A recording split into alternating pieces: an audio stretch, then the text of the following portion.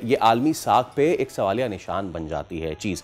भीख मांगना, जाली दस्तावेज़ात, गैर कानूनी तरीक़ों से बैरून मुल्क जाने की कोशिश, इसने पाकिस्तान को एक बार फिर शर्मिंदा किया है। DGFIA ने यह इंकशाफ किया है कि मुख्तलिफ ममालिक से 60,000 से ज़ायद पाकिस्तानियों को भीख मांगने पर डिपोर्ट किया जा चुका है। 60,000 से ज़ायद, that is a huge number. और सिर्फ रवां साल की अगर हम बात करते हैं तो 51,000 अफराद को एयरपोर्ट्स पर ओवरफ्लोड किया गया है। अदाद शुमार चौंका देने वाले हैं। While we are saying it, मैं सोच रही हूँ इतना ह्यूज नंबर कैसे हुआ, लेकिन साल 2000 अगर हम बात करें इसी साल की तो 24,000 पाकिस्तानी सऊदी अरब से, और फिर इसका ज़रा मज़ीद ब्रेक डाउन करें तो 6,000 दुबई से, 2,500 आज़रबाईजान से भीख मांगने पर उनको डेपुटेशन का सामना करना पड़ा। और ये सिर्फ कानून शिकनी नहीं है बल्कि कौमी वक़ार के साथ भी आप खेल रहे हैं, मजाक कर रहे हैं। लोग आपके मुल्क के बारे में एक परसेप्शन बिल्ड है कि इस मुल्क से आने वाले लोग शायद ये कारोबार करते हैं कि यहाँ पर आकर ये भीख मांगेंगे, कोई जिम्मेदार जॉब नहीं करेंगे, इसलिए ऐसे लोगों को हमारे मुल्क में नहीं आना चाहिए क्योंकि हमारे ऊपर बोझ बन जाते हैं। प्रॉब्लम यह है कि हम वो कौम जो खुददार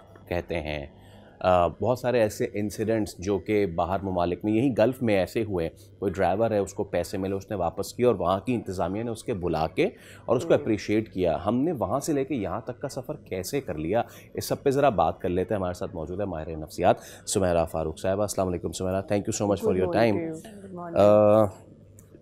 इतनी बड़ी तादाद में लोगों का वहाँ जाना इस काम के लिए, और मैंने एक छोटी सी कंपैरिजन ड्रॉ की कि भाई हम तो खुददार कौम हैं, हम तो गयूर कौम हैं, अपना कमाते हैं, अपना खाते हैं, और अगर कोई इस तरह की चीज़ हो जाए, किसी का कोई माल छोड़ा हुआ मिल जाए, वी रिटर्न इट। वहाँ से लेके ये numbers staggering, what is the mindset behind it? देखिए, अभी अगर आप देखें तो सोशल मीडिया बड़ा एक्टिव हुआ हुआ है और अब हर किसी के पास फ़ोन है, तो लोग नए नए तरीक़ों से जो है वो भीख मांगने की कोशिश कर रहे होते हैं। अब अगर आपको डिजिटल बेगिंग का पता हो तो आपके इनबॉक्स में एक मैसेज आएगा कि मेरी दोस्त जो है वो बीमार है या मेरी अम्मी बीमार है। इस तरह के जो मैसेजेस आते हैं तो लोग इवॉल्व कर रहे हैं। तो पहले जो तरीका होता था कि दरवाज़ा खटका के भीख मांगने का, तो वो अब जो है इंटरनेशनली बढ़ता चला जा रहा है और लोग ये जानते हैं कि बाहर के लोगों की देने की कैपेसिटी भी बहुत ज़्यादा है। तो अगर आप बाहर जाएं और आपको ज़ाहिर है पाक रुपीज़ में कोई कमा रहा है और रियाल्स में कोई कमा रहा है, तो उसमें फ़र्क होता है। तो ये माइंडसेट जो है कि ज़्यादा से ज़्यादा की तलाश, and this is improved way of bagging हम कहेंगे, तो ये माइंडसेट है पीछे। पर हमें तो अपने मुल्क से करनी थी ना। क्या ये जो एक सेंटिमेंट है, लेट्स से हमारे मुल्क में ये होता है कि एक तो हमारे रिलीजियस प्रायोरिटीज़ हैं कि अगर किसी को मदद है तो आप खैरात कर दें, उसकी मदद कर दें। लोग सफ़र पर जाने से पहले अक्सर पैसे दे देते हैं, लोग कोई नया काम शुरू करने से पहले खैरात निकाल लेते हैं। मजहबी तौर पर ये इस तरह से कि जो नीडी हैं आप उनकी मदद कर दें।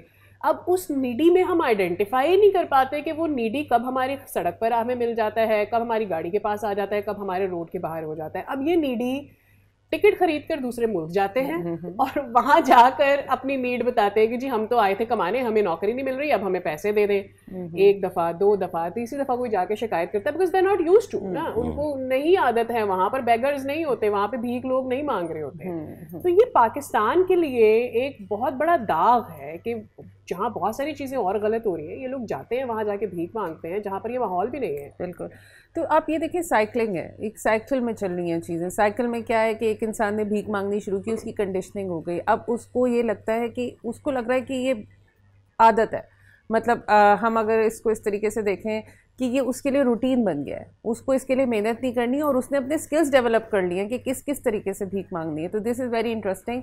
और उस चीज़ को देखते हुए, और क्योंकि अब सोशल मीडिया में दिखाया जाता है, आप देखें कि अभी अब वीडियोज़ आ रही होती हैं जिसमें लोग जो हैं वो मशीन्स लेके उसके अंदर अपने डायरेक्ट अकाउंट में डिपॉजिट तक भी करा रहे हैं। तो ये जो एवोल्यूशन हो रही है ना, ये सारा उसका पार्ट है।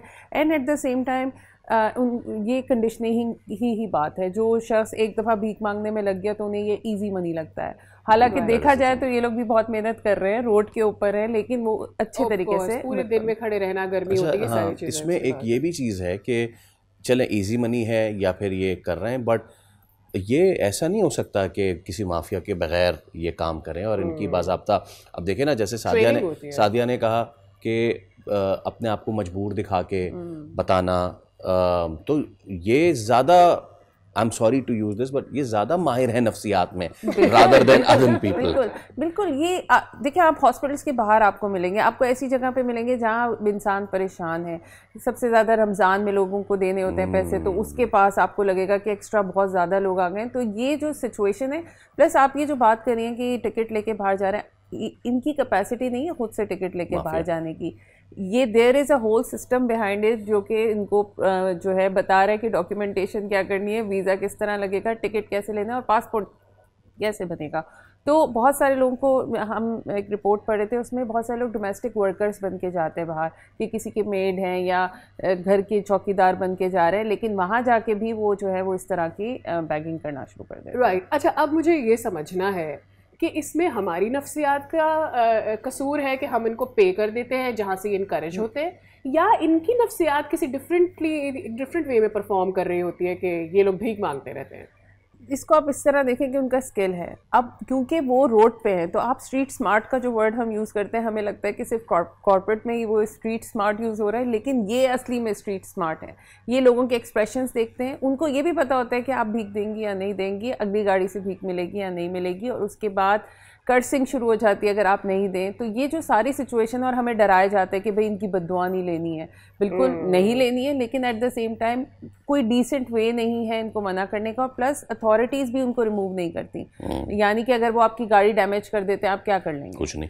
तो अगर आप ये देखें तो ये इस तरह की सिचुएशन हम देखते रहते हैं, और हमारी एज अ नेशन हम रिस्पॉन्सिबिलिटी हमारी क्या है, भाई मैंने सदका दे दिया, मेरा काम हो गया पूरा, लेकिन मैं किसी को सिखाऊंगी नहीं कि ये काम इस तरीके से करें, तो आप जो है बेहतर, आपको भीख मांगने की जरूरत नहीं पड़ेगी। और बात यह है सुमैरा साहबा कि आगे तो रमज़ान आ रहा है, बिल्कुल एक कैंपेन होती हैं, एंटी ड्राइव कैंपेन और ये सारी चीज़ें, लेकिन उसके बाद दोबारा चीज़ें रहती है। Well, thank you so much Sumaira साहबा, thank you so much for your time, it was wonderful having you on the show.